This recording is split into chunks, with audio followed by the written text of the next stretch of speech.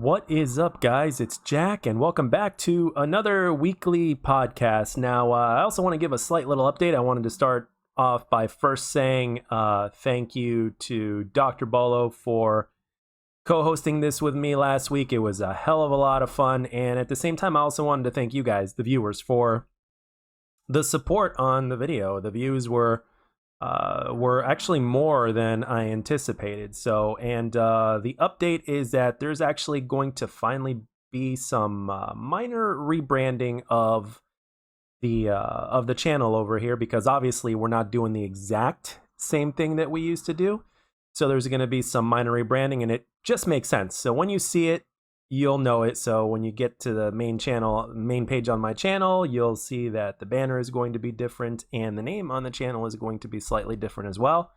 So it just made all the sense in the world. I've had this in mind for like probably the better part of a year, if not more. So it just made sense. And also, I was originally planning to do this live this week, but there's a few things from a technical standpoint that basically is going to cause that to be delayed for a little bit. So I'd probably say the next one next week will be when we go live.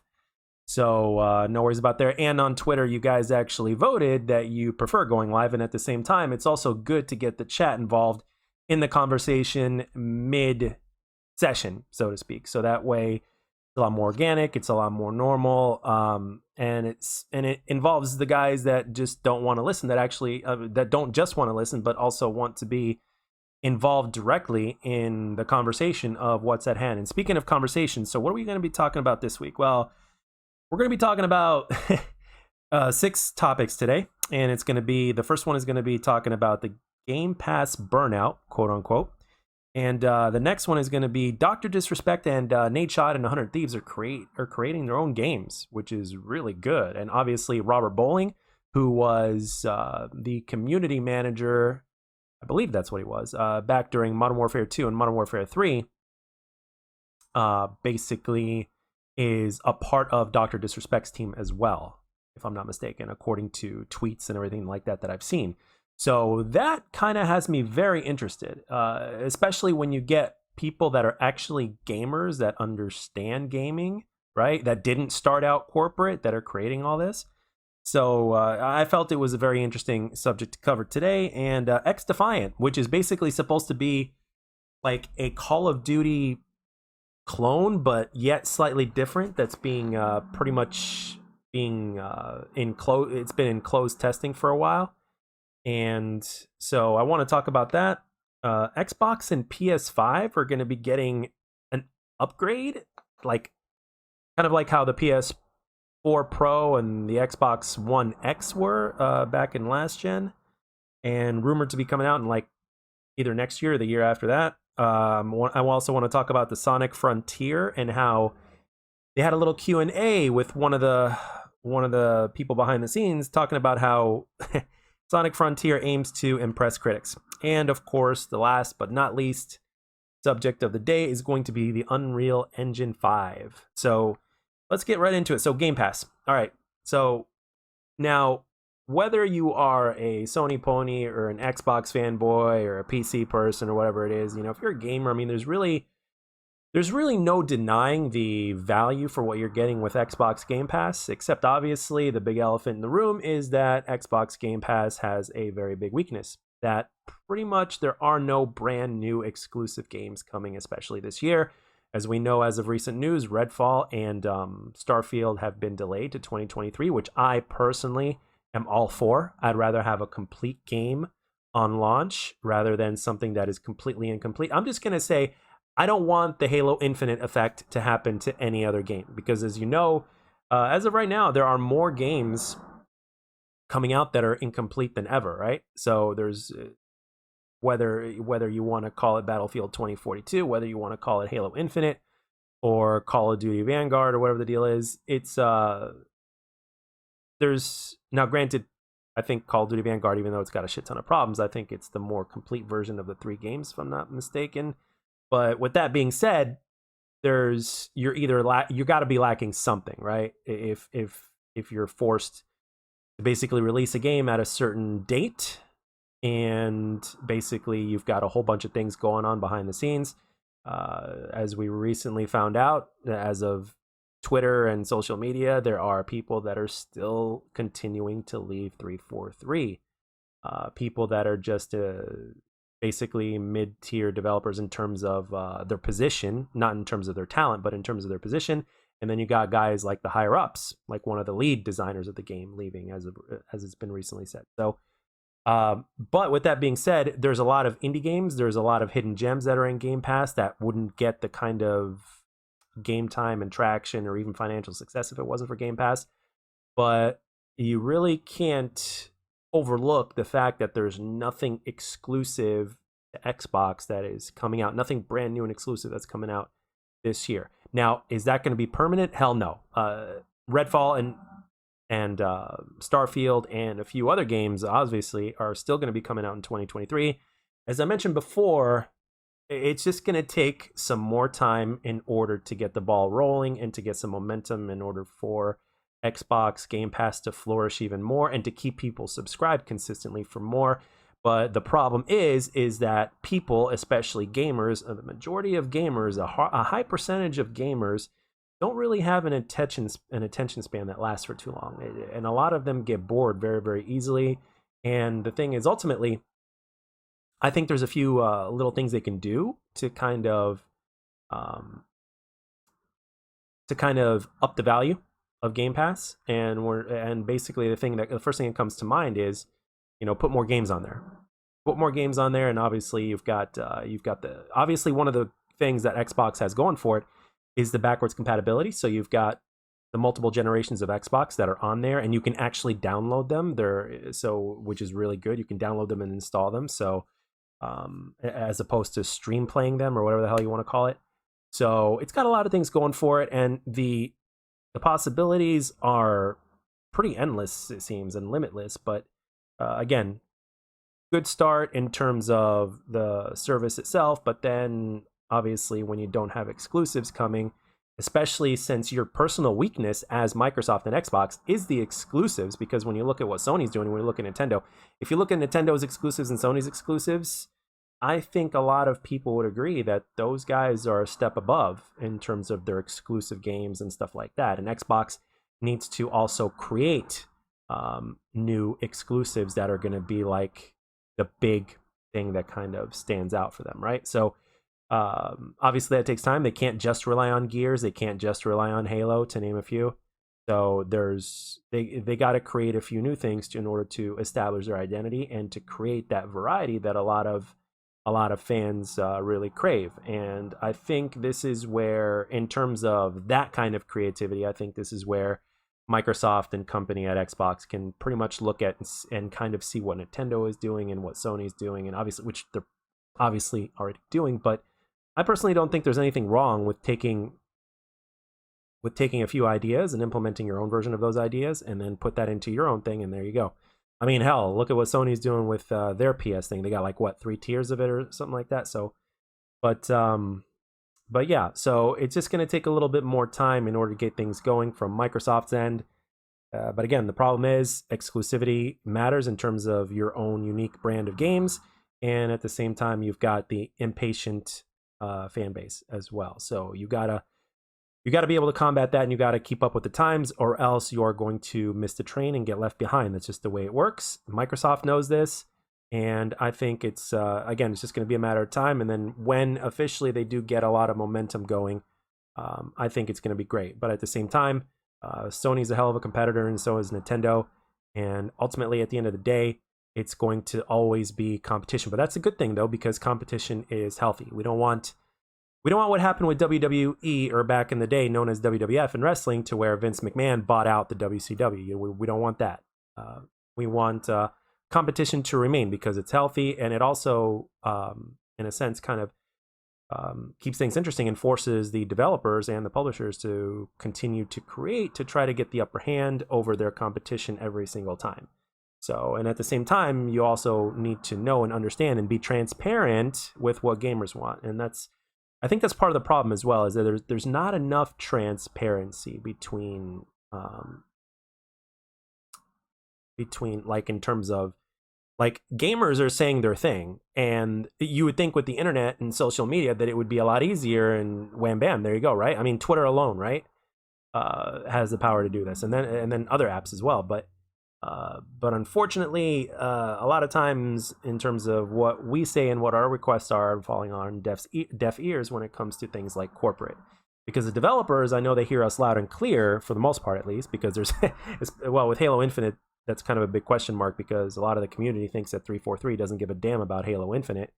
But in terms of corporate interests and art, it could be a very heartbreaking subject in terms of what corporate wants and what the artist wants. The artist being the dev, the corporate guys being corporate, and that's what it's going to lead me into the next subject, which is DrDisrespect is obviously creating a game.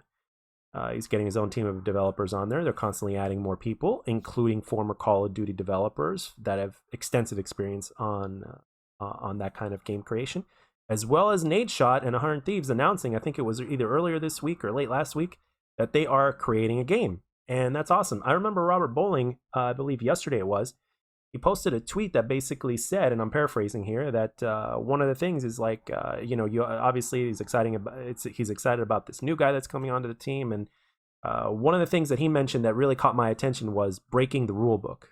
When you talk about quote unquote breaking the rule book, that caught my attention, because obviously there's been a lot of things that have been going on in terms of this quote unquote rule book that publishers have been following. So it's really good to break the rule book, and if the rule book says we have to have skill-based matchmaking, or engagement optimization matchmaking, which is the bigger evil, then please break the rule book and take that shit out of the game. And on top of that, when you have gamers, people that start out as gamers, right? They may be corporate now, but people that started out as gamers, I think that's really good, because you really need to know gaming, and it's really good to where I'm willing to give this, like, obviously I have my own worries and thoughts and speculations on this, but because the power of greed knows no bounds, right? And it seems like the more successful financially people get, the greedier they get for the most part, at least from what I've seen, both in real life as well as everything you see on YouTube with gaming and players and corporate and all that kind of stuff, right? So. But I'm going to give them the benefit of the doubt, and I guess we'll see what happens when their games eventually release. And I'm guessing it's probably going to take 2 to 3 years' time, unless something has been in development for a while and it just didn't get announced until maybe a year or two later. Who knows? So just for argument's sake, let's just say anywhere from 1 to 3 years, we'll probably see what these guys have been creating. My guess as of right now is that DrDisrespect, he obviously created a few maps in Call of Duty, for Advanced Warfare. And when you look back at Advanced Warfare's maps, were not bad at all, actually. I mean, sure, just like every other Call of Duty, you've got a few maps that you absolutely do not like, no doubt about it. Even the best Call of Duties have maps out there that absolutely suck and make you think, what the hell were the developers thinking? But for the most part, I personally think he's going to create a Battle Royale, probably, because everybody knows that Battle Royale is the thing now. It is popular. Everybody and their mother is playing it. But I would like to hopefully see that, like, a traditional multiplayer shooter gets some love as well, or if they make something that basically has both worlds all into one, right? To where both sides of the fence get treated equally. I wouldn't want to, I mean, even though right now traditional multiplayer players are the minority, I really don't want our player base to be left in the dust in terms of, like, just not being ignored. It's like, here, take this little piece of shit and go away. I mean, that's one of the reasons why a lot of Halo Infinite fans are very, very upset, because there's a lack of content, and it keeps on getting compared to what Master Chief Collection has compared to Halo Infinite. Now, granted, Master Chief Collection did have a very slow start when it started. As a matter of fact, it was back then in 2014. It was known to be the biggest disaster in gaming release history, because, it's like, okay, they had a great idea, great concept. It's finally going to get released, but nothing worked. You couldn't find matchmaking, right? So they basically had to fix that, and it took them quite a long time in order to fix it. So a lot of fans are wondering, is the same thing going to happen with Halo Infinite? And the thing is, with Halo Infinite, they also knew ahead of time, what people liked from Master Chief Collection, stuff like that. They knew what people were playing. They knew, I mean, they knew that the game, obviously, I mean, that Halo Infinite, upon release, regardless of us knowing what was going to be wrong with the game or not, in the beginning, it was going to gain a lot of traction, right? Especially since it's free to play, it's a live service game, and all that kind of stuff, right? With crossplay and all that kind of stuff, pretty much all the necessity bells and whistles. Well, almost all of them, right? And yet we get a very like, it's like we're getting a burger but without any seasoning, no buns, no condiments, no vegetables, no side orders or anything like that. And it's like, hey, here you go, enjoy, you know. And that pretty much for a lot of people, they can't keep eating that. They're gonna need their difference, man. They want some cheese on that burger. They want their they want they need that. I mean, it makes the difference, right? Having just a plain old patty without any seasoning, uh, compared to, a patty with seasoning. You got your buns, you got your cheese, you got your veggies, you got your side order of choice. It is a night and day difference. You can't get away with giving people just a seasonless patty. So they are starting to put toppings on, so to speak, or they're starting to to put some seasoning and stuff on there, but it is happening incredibly slowly, including things like a patch that came out today or yesterday, excuse me, that basically patched up the weapon jams and a couple of other things. That took like what, 3 weeks, give or take. So things are happening and progressing very, very slowly. And like I mentioned earlier, the attention span of gamers is just not there. And the thing is like when they do get all their ducks in a row, when they release everything, right? Hopefully season 3, in about what, 5 months. So is that going to be enough to bring players back? A lot of people are saying that custom games browser needs to be working, which I agree, as well as Forge. Those are the two things that are must-haves, and a lot of people are saying that custom games browser is not going to be happening. Forge, yes, at some point during season 3. I personally think it should be on release of season 3. I think they need to make that a priority to where it is the release for season 3. But for Forge, but custom games browser is in the early phases of testing, so I don't think they'll have it ready in 6 months, which is actually, or in 5 months from now, so which is pretty crazy. I mean, I know there's probably a lot that goes into it. Again, I'm not a developer, but when you have people coming and going, or maybe just going or whatnot, it really really kind of opens your eyes and makes you wonder like what's going on. And of course, we got Nadeshot, who is the founder of 100 Thieves. He started out as somebody who was working at McDonald's, but was a competitive player. And back in the day, there was no money in there. And then eventually there was a little bit here and there, but he also believed in the content creation.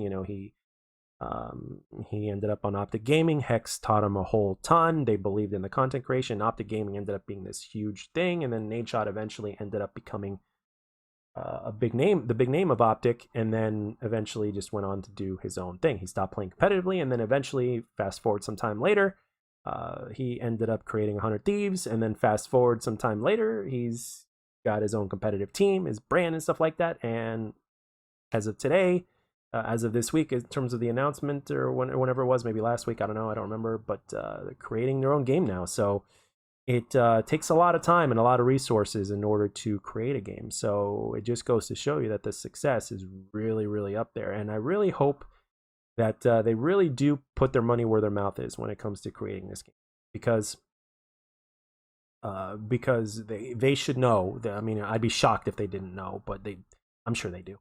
But they know what a game needs in order to succeed, and they know what players want, because they are players themselves. Now, granted, they are competitive players, but I like to think that we all started out in pubs, and at the same time, we all started out somewhere, right? Most of the competitive gamers that you see today, even the younger ones, right, the young guns, so to speak, even those guys started out playing different games and eventually, slowly but surely, got into competitive gaming, which probably started out in pubs and then ended up being competitive because they wanted to pursue that. So I think it's also important to not neglect the casual perspective, especially since the majority, which is where most of your money is going to be coming from, at least especially in the beginning, the casual community, which is the majority of players, cannot be ignored. And at the same time, you have to develop your game to where the concept is very simple, easy to get into, hard to master. Simple as that. So, and you cannot just cater to bad players and stuff like that. You have to make it. See, the trick is to keep the game fun, right? Even though you may be getting your ass handed to you. This is what Elden Ring has been doing extremely well. And I know people in real life that have enjoying it that are very casual. And at the same time, left and right, that's all I see on social media is like people are praising it. Like even the casualist of the casual and even the hardcore of the hardcore are praising this game. So it needs to have that addictive factor. It's got to have plenty of content and things for you to do in the game, regardless of how well you do, right? Because ultimately, at the end of the day, in a casual game, it shouldn't matter how well you do. I mean, if you do better, it's obviously going to be more fun because it just adds more dopamine, right? And it feels good. But ultimately, you can still have a good time and still get a good fair amount of dopamine by other ways as well. It's not just about getting kills or a high KD or something like that. It's also about unlocking things, grinding to unlock such and such, challenges, prestige, just to give you an example.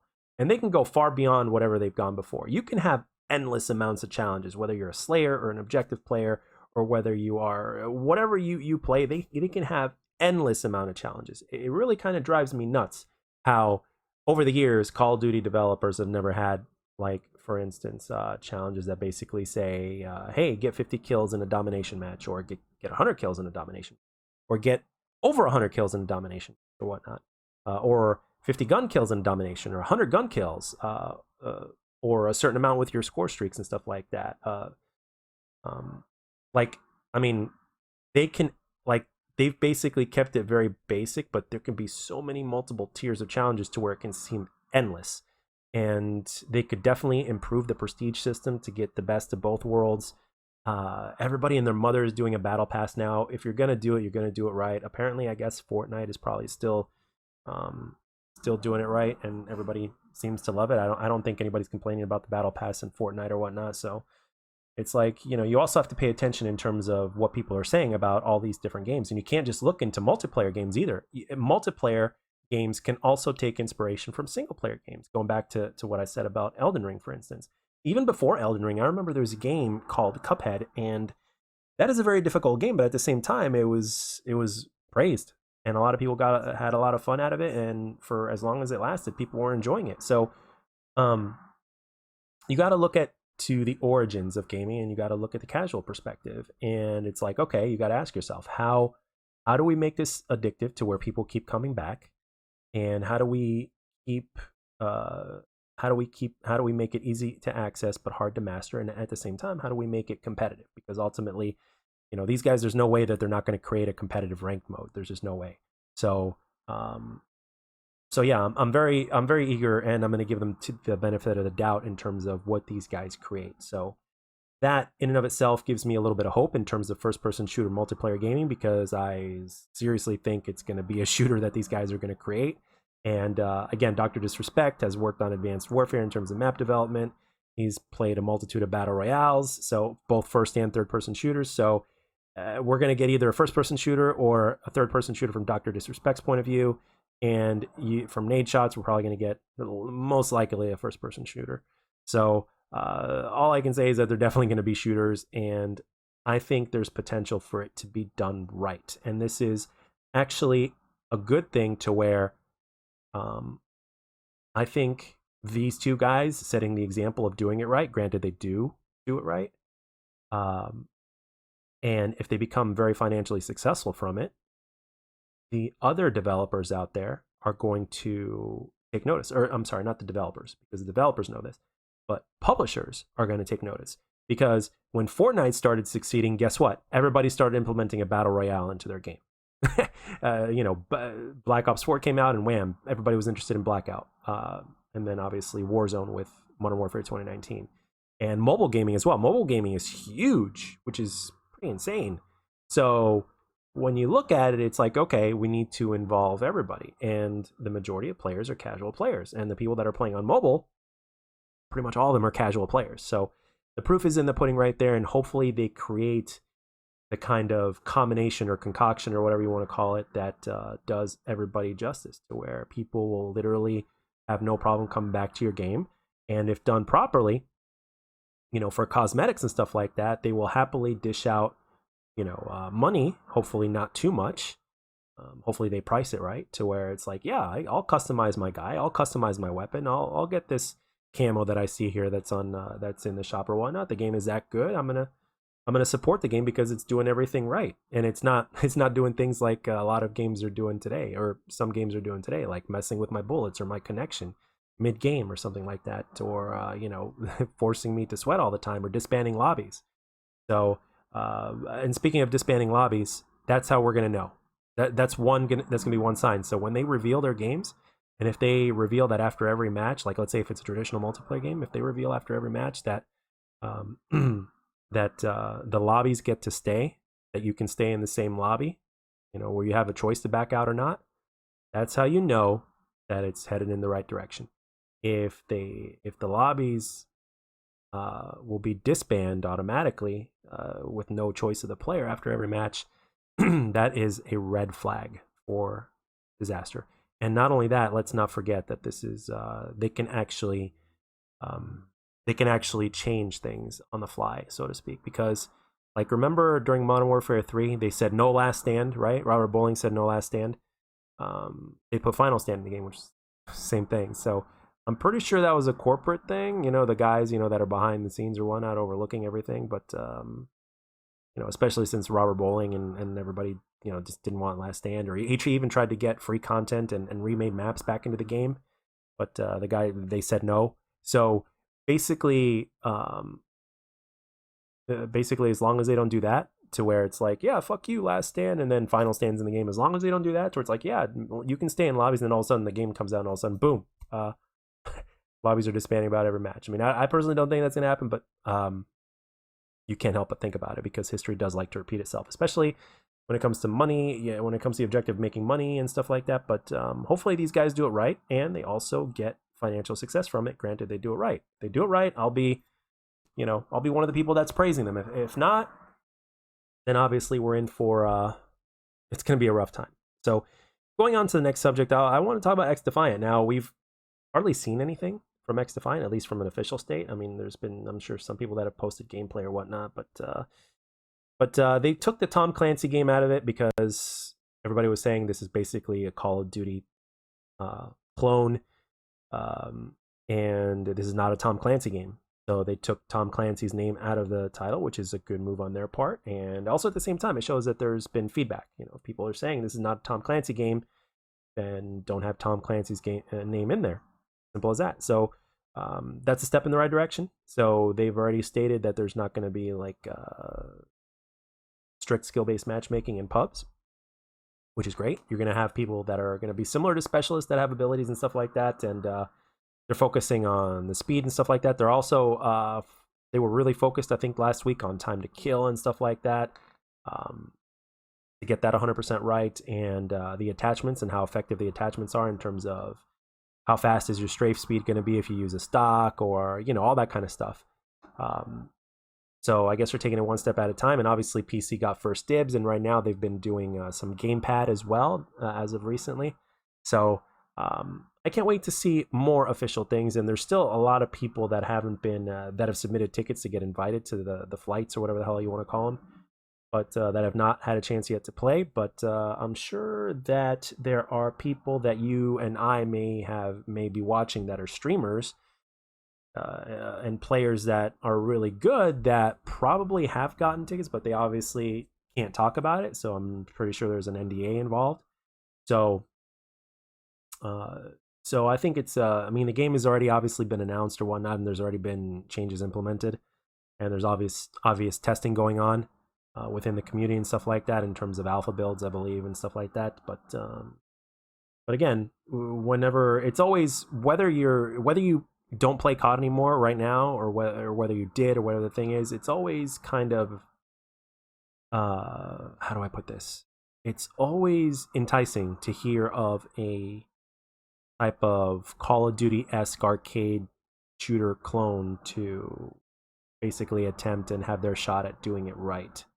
And the fact when they announce that there's no skill-based, like no skill-based matchmaking, or putting it in different words, so to speak, is enticing, because it's one of the things that has really, really been a disaster for first-person shooters, not just for the players that are above average in terms of skill and great, but also for the casuals as well, because they'll never be able to basically like get better, so to speak. So or even learn to get better. So it's one of those things. So it's safe to say that engagement optimization matchmaking especially affects pretty much every player, especially when you get to a certain point to where you're starting to get better, and then all of a sudden, boom, the game kicks your ass, and there you go, right back down again, when you're actually, and you don't get to experience your all that effort that you put into it. You don't get to experience the difference because it's all online. Now, if it was all LAN and stuff like that, and there was no online or whatnot, and you were forced to play competitive against other players of your skill level, that's a little bit different. But when there's something implemented into the game that literally messes with your bullets and connection and stuff like that, and some of these quote unquote shills have basically said, no, it's for campaign. It's like, dude, no, it's not. It's not for campaign. If it was for campaign, then why in the hell would you have multiple difficulty levels for campaign?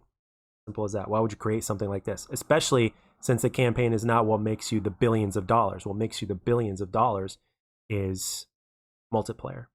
Simple as that. So why would you invest in something like that kind of algorithm and patent? Which Why So Serious explained that very well in a 3.5 hour stream. Why would you invest that much money just for the campaign? Makes no sense. So again, a lot of people that are watching these guys are just a lot of them are casuals. The majority of them are probably casuals. Actually, you know what? No, probably not, because it's usually now, even though YouTube and social media is becoming popular, all these there's a lot of I'd probably say actually the majority of people that are watching these people are actually, I don't know, maybe the ratio is a little bit different, but probably good players are watching these guys. Anyway, let's move on to the next one. So Xbox and PS5 next gen coming, rumored to be coming in 2023 and 2024. Now, there's a couple things that came to mind when I first read this. It's either a genius move or it's like a WTF move. Now, as of right now, we're not getting any games that could do 120 frames at a full 4K. 1440p, yes, but at 4K, no. Now, to my knowledge, the Xbox Series X, and obviously gaming PCs with enough power to do so, have the ability to do that, but again, there's no games that I'm aware of that are supporting that. Now, can you get 4K gaming? Yes, but at a maximum of 60 frames, right? So right now, we can't get anything above 60 frames for 4K. So they're rumored to be capable of doing 8K. It's like, bro. I mean, first of all, the eye can't see the difference beyond can barely see the difference beyond 1440p.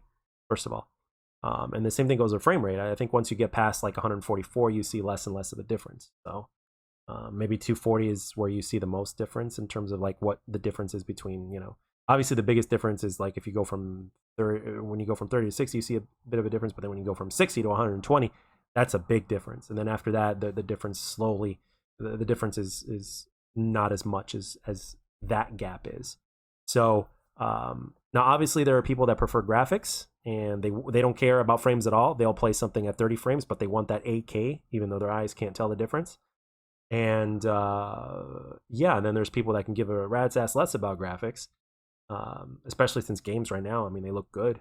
I mean, we've come a long way, so even the shittiest game today will still look better than the best looking game that came out years ago, so in previous gen. So there's small exceptions here and there, but for the most part that's true.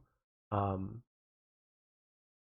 then the part that makes me think this is genius is like, are they like, obviously we know that people still want an Xbox Series X or a PlayStation 5 and they're trying to get their hands on them, right? The Xbox Series S has been seen in stores. And if you don't have a next gen console, or should I say a current gen console, and if you go to your local Walmart or GameStop or whatever, and you find an Xbox Series S and you want a new console, pick that shit up, man. For $300, you're getting a damn good value for your money. You're capable of gaming at 1080p at 120 frames a second for the games that support that. So I personally think that that's a damn good deal. So and it's significantly more powerful than the Xbox One X. So if you have an Xbox One X, go to a GameStop, and if they have a Series S, freaking trade that in for credit, and pay like a couple $100 for it, and wham bam, there you go. So definitely a worthy upgrade if you ask me. So, but in terms of Series X and the PS5, people are still obviously scrambling to get them, and scalpers have unfortunately ruined that experience for everybody, for people that wanted them, right? We were hoping that maybe six months after release, people can just go to any store, whatnot, and pick up whichever one they want whenever they want, right? But that's not even an option right now because of that situation. So it's like, are they doing that so that way scalpers can focus their attention on the stuff that's coming out in a year or two from now? So that way the Xbox Series S and X can have an opening? So that way, they can get that into the hands of more gamers. I mean, I don't know. I don't know. Are they doing a bait and switch? I don't know. That's just something that just kind of crossed my mind as I was looking over the leaks, because it is leak season. June is coming up. We're gonna have showcases coming up, so there's bound to be announcements coming soon that we don't know about. And a lot of stuff has obviously been leaked and speculated, but there's still a lot of stuff that we simply do not know about. So I think it's important for us to kind of keep an eye on things, and it's always good conversation. I mean, we're having a conversation now, but it's always good to speculate.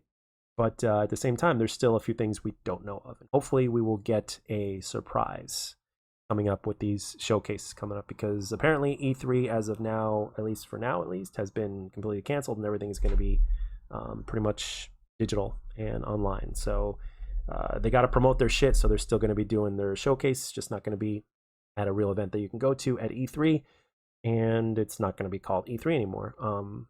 I don't know. I personally would love to see E3 come back just the way it used to be before everything happened, because I've always wanted to go to one. But at the same time, I'll take what I can get. So if this means that that we still get showcases, that's great. I mean, it's not going to be quite the same anymore, especially since there's not going to be like a live crowd or whatnot. But at the same time, you never know. They might do that. They might do their own thing to where they'll have their showcase, and then they can have people show up or whatnot. I don't know. They have the money to do so, but I don't know if they're gonna. We'll see what they do. You never know. Only time will tell in terms of what will happen in the next few years. These next 2 years for gaming is really, really important, because we're going to be like somewhere in the middle of this current generation of gaming, and that's when both PlayStation 5 and Xbox need to be at the top of their game with a lot of meat on the bones and a lot to offer the community. And at the same time, same thing even goes for Nintendo.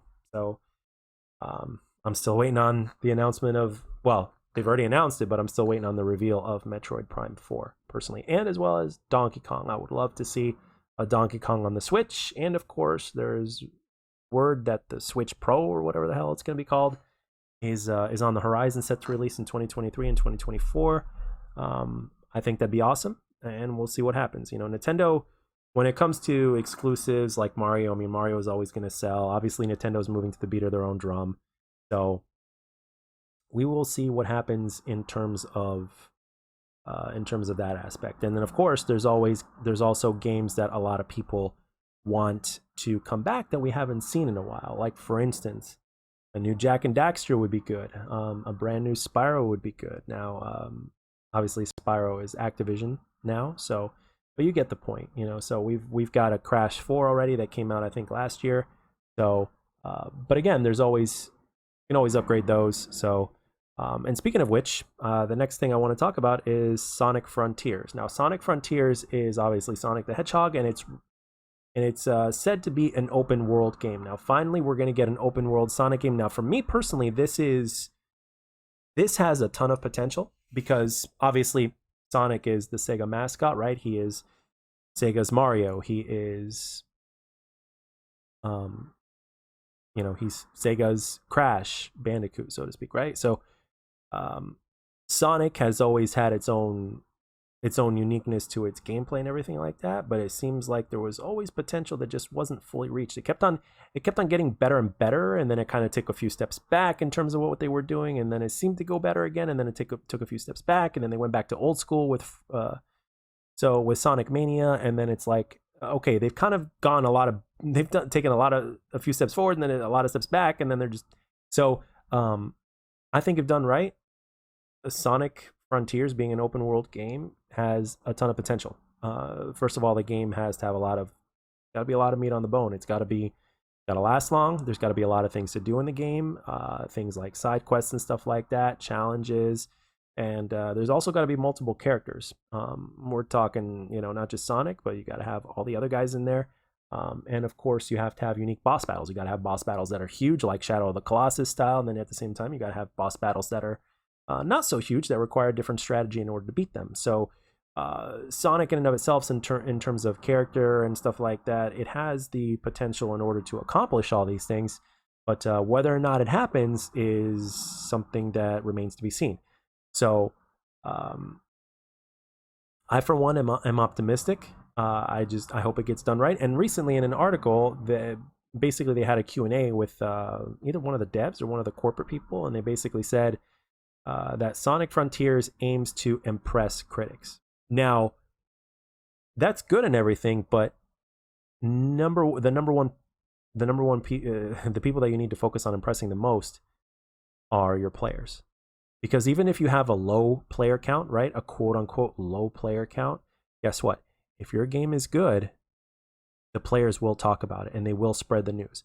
I'm pretty sure that part of the reason why Elden Ring sold as well as it did, I'm sure Elden Ring squeezed out a few million extra in sales, right? A few million extra copies in sales because of the hype that was going around the game, and how content creators and social media and just regular people, whether it was on Facebook, whether it was on Twitter or whatever, you name it, all these different apps, I guarantee you that they sold a lot of extra copies simply because it was trending that the game was that damn good.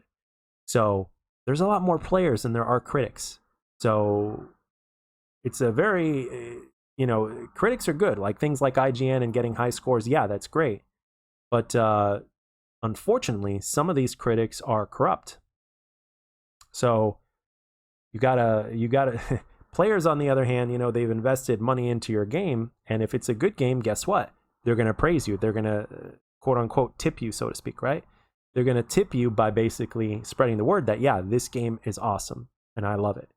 And unfortunately, there's another little problem, and that's the fact that you got people that can be bought that will basically say that your game is great when in actuality it's not. So unfortunately, this does end up creating more revenue for the game itself, even though the game itself may not be up to par. And when you have mixed opinions about a game or mixed signals about a game, it's like, it's like you don't know who to believe, and then it's like, are you going to take a risk there's a 50-50 shot. So, but the thing is, why go 50-50 when you can go, 100?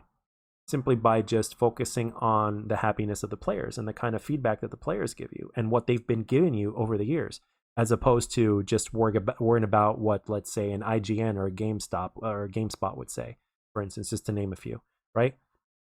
So it's not just all about them, and I guarantee you, not every single gamer is watching those. There's a lot of people that's, especially casuals, that are just that they don't have all the time to look at all these different gamer scores and stuff like that, right? So but at the end of the day, I understand why something like that would be said, but it just makes a lot more sense. You got to focus on the players. The players are going to get you to your success. I mean, it really is that simple. If you make a game that's that damn good, your players will back you up and they will create you more hype and everything like that. And then some. So I think that that's something that should not be neglected. players should be number one. Everything else is whatever, but primary factor needs to be the players themselves. So for the developers or Sonic Frontiers as well, especially the corporate guys, because I know that the developers, are just doing what they're told or whatnot, and sometimes they could be limited in terms of their own creativity because of what corporate says. But hopefully the developers, when it comes to this game, has all the creative freedom they can muster, and at the same time, I hope they have their ears to the ground and are listening to what fans have been saying in terms of what they want from a Sonic game, or what they want from an open world game that they've obviously announced. Because when you have an open world game, all of a sudden you're obviously capturing the attention of other players that are not just your fan base of Sonic. You're capturing the attention to people that just love open world games, and they don't care what the game is titled or called or what the franchise is. They care about the gameplay and the elements that are in that open world gameplay. And to them, spending their $60 to $70 on an open world gameplay is something that's important to them, because open world games last longer. Like, there's at least your average open world game, especially if it has RPG elements into it, or if it's an RPG, they last a long time. Elden Ring takes 150 hours to beat or something like that, especially if you want to try to 100% it, if not more. So after I'm done, I'm probably going to go to howlongtobeat.com and basically type in Elden Ring and see how long the average time to beat the game is. So yeah. So that's what Sonic Frontiers needs to focus on. So, all right, moving on to the last but certainly not least important subject of the day. All these subjects are important. The topic that I want to talk about, and that is Unreal Engine 5. So in my Twitter feed over this last week, holy shit, I saw they did an Unreal 5 demonstration of, I think it was in a subway or something like that, and you had these stairs in front of you, and holy shit, that looked real. Especially when you don't maximize the screen or whatnot, it looks so fucking real. And even when you do maximize the screen, it looks damn good. And then following that, I think it was a week later or something like that, they posted, oh man, they posted tasty looking footage of Halo running in part of a Halo map or whatever, running in Unreal 5, and Grand Theft Auto San Andreas running at Unreal 5. And holy shit, the potential of Unreal 5 is incredible. So if this is what games are going to be looking like, and hopefully obviously the in terms of how games feel, especially when it comes to things like frame rates and stuff like that, and obviously you got the graphics as well, because when you have both, it's amazing, right? If a game looks great and at the same time if it plays as good as it looks, and vice versa, I mean, it's one of the only things you can ask for as a gamer, right? And especially when it comes to what kind of game that is, right? But ultimately, there's not going to be anybody that's going to be disappointed if the game both looks and plays good, right? So for me personally, I think the game playing well is more important than how it looks, but not everybody will agree. Some people prefer one over the other. So when you cover all bases, and when a game looks that freaking good, in terms of the example that the Unreal 5 engine has demonstrated so far, damn, we are in for a hell of a treat this console generation, as well as the PC generation. Can you imagine? I'm going to start with PC players, right? Because PC is the most powerful form that you can play on, right? The most powerful platform that you can play on is PC. There's no debating that. So if you're one of the guys that has, especially, a good card, good CPU, good GPU, you got the RAM to back it up and support it, the power supply, the motherboard, you name it, right? Imagine finally being able to use your rig to its full potential, right? To its fullest potential, right? Whether that means you have a 3080 or a 3090 or whatever it is, and on top of that, you have a game that's been created that runs on Unreal 5. Holy shit. Can you imagine, let's say Quake being rebooted, running on Unreal 5, or Unreal Tournament running on Unreal 5, or let's say everything that's been going on with Halo Infinite this is only in my dreams, right? But I seriously doubt this is it. But let's say everything that's been going on with Halo Infinite is simply lacking because the developers have been focusing on implementing Unreal 5 into Halo Infinite, right? I don't think that's true, but I'm just saying. Can you imagine Halo Infinite running on Unreal 5? I mean, seriously. Like, imagine how the game would look, play, and everything like that. Or like, let's imagine DrDisrespect's game or Nadeshot's game, right? Running in Unreal 5. I mean, or imagine your favorite game right now. Any game. It could be a first-person shooter. It could be literally anything running on Unreal 5. I mean, and if you haven't seen it yet, just Google it. Just Google Unreal 5 engine, or Google, Grand Theft Auto San Andreas on Unreal 5, or Google Halo Unreal 5 demo or whatnot. It looks incredible. It looks incredible. And don't get me wrong. I mean, it's, even though I prioritize gameplay over looks, I'm still a person that appreciates looks. Okay, so you can't dispute the fact that games are going to be looking better than ever, and with time, and with hopefully with the right mindset from the developers and the corporate people, we can get games that play just as well. Because when you look at how games used to play and how they play now, even though we could be doing better, we've at the same time, when you look at it from the optimistic standpoint, we've also come a long way. Unfortunately, we at the same time, we shoot ourselves in the foot trying to get from point A to point B, because the corporate interest kind of takes over, which ends up compromising the game in some way, shape, or form. In some cases, it's in a lesser form that doesn't really kill the game, so to speak. And then in other ways, it just absolutely destroys the game, which has taken the developers a long time to develop, and putting in long hours, stressful hours, and all that kind of other stuff. So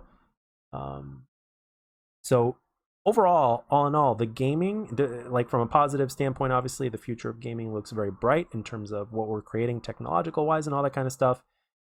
And obviously, as we the audience, right, that knows gaming, right, and that are fans of gaming, or above average fans, we know that if they create a good product with little to no bullshit, that they will make their money and then some. But the thing is, like, the problem is they want the money like now. You know what I mean? And after that, they want to milk the cow as much as possible, right? They want to make these financial deadlines, so to speak. It's what got Halo Infinite to release when it did, even though it wasn't supposed to release.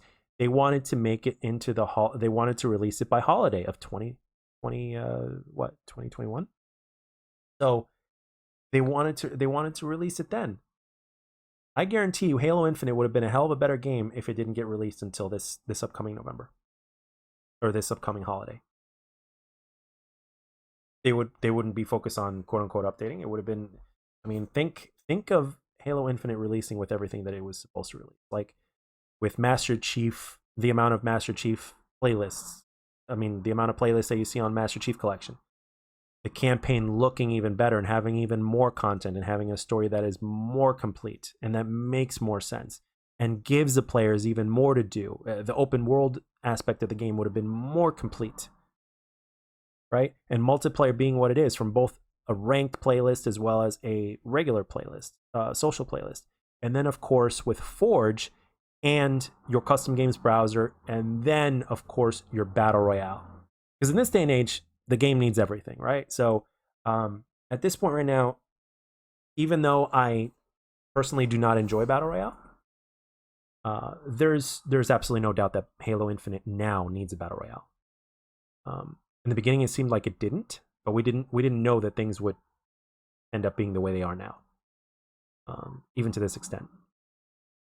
So Halo Infinite does need a battle royale. And can you guys imagine now? Again, this is for people that love battle royales, because I also know that there are people out there that play battle royales that watch my shit.